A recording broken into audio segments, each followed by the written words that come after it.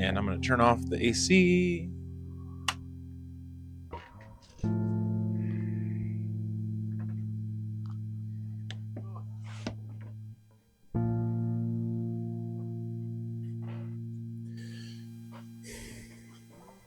I became a Christian in late elementary school, 9 or 10, born and raised in a Baptist church, and made a confession of faith, understood the ABCs of becoming a Christian, was baptized and discipled later.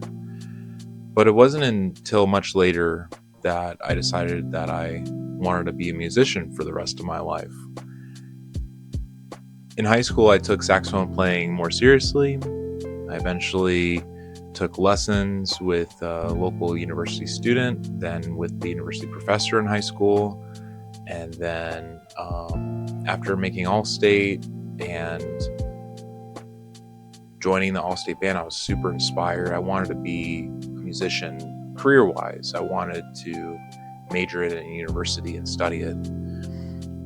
But always in the background of my music career, my Christian faith was lurking.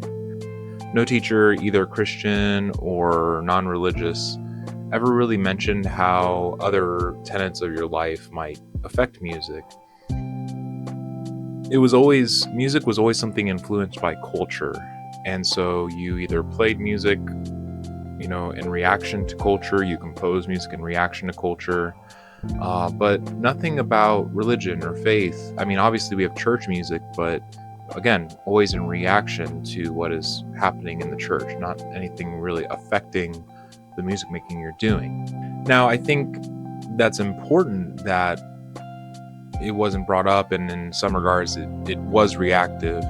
It is reactive, but I always felt like there was something lacking. I always felt like there was something missing. You have two ditches. What you can get really dogmatic and legalistic and make it, every piece I compose is about the gospel, or every performance I do is to show that Jesus is king.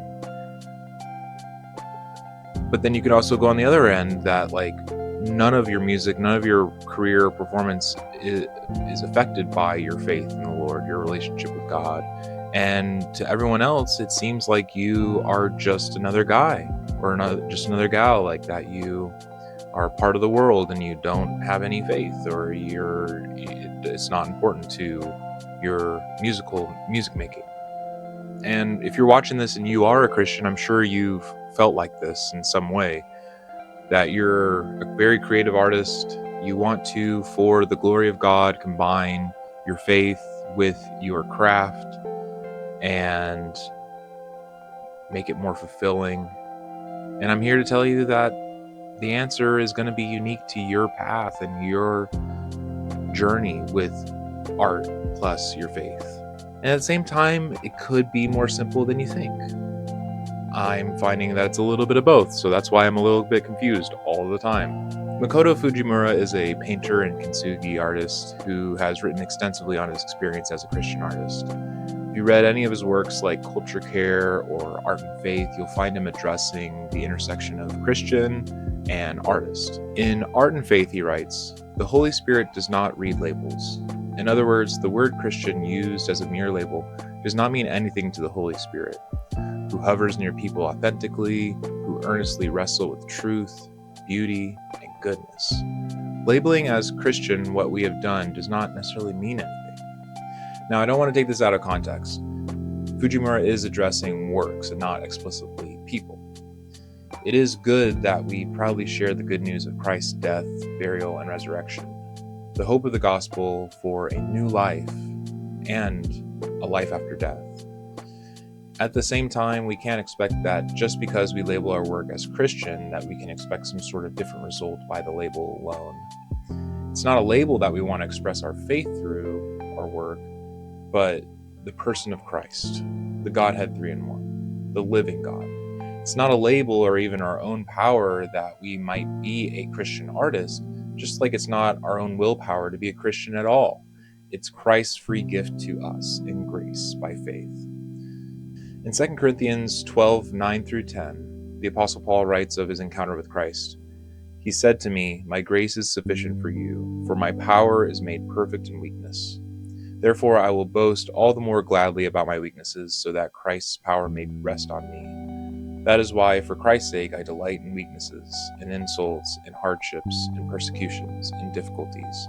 For when I am weak, then I am strong." As artists who are also Christ followers, our identity is similar. We don't boast in our strengths as a skilled artist or musician, but in the work and power of Christ. Fujimura writes in Culture Care that we're not known as Christian artists just as a plumber might not be known as a Christian plumber, but rather as a plumber who is Christian. He posits, how does one do plumber things in a Christian manner? We are not talking about what he does plumbing for, nor who he is doing it for, but rather, how does a plumber do Christian plumbing? There's no explicit way to connect pipes in a Christian manner, nor is there a way to weld metal together that is inherently Christian. A plumber does plumber things, full stop. Similarly, we might be known as artists who are Christ followers. To be clear, we're not talking about who we are in tandem with what we do. A label is just a label, and if you make it any more than that, it falls short of the person and work of Jesus. What does Jesus say about this manner of living? In John 13, Christ washes the feet of his disciples and says, "By this all people will know that you are my disciples if you have love for one another." Back to the plumber analogy. The plumber demonstrates his Christianity by his love for those he serves. He knows his worth, he's mature in the spirit, slow to anger, quick to understand. His hope is not in his work, or even how he's perceived. All of that is already won for him by Christ on a cross. People know him as a Christian because of the hope he shares outside of his work. For his love, joy, peace, patience, kindness, he's been given by the Holy Spirit. And so that's the conclusion I've come down to, that as an artist, I need to be more concerned with people knowing me for my Christ-like love, patience, kindness, and self-control, rather than if my work conveys Christ or the gospel or not. I think if you're an artist who's a Christian, you might join me by starting there. To be known not as an artist who makes work that's explicitly Christian, but instead be known as a Christian who makes art that glorifies God, and an artist who is known for their love, so that by this you'll know that we are Jesus' disciples, that you have love for one another. Thanks for watching.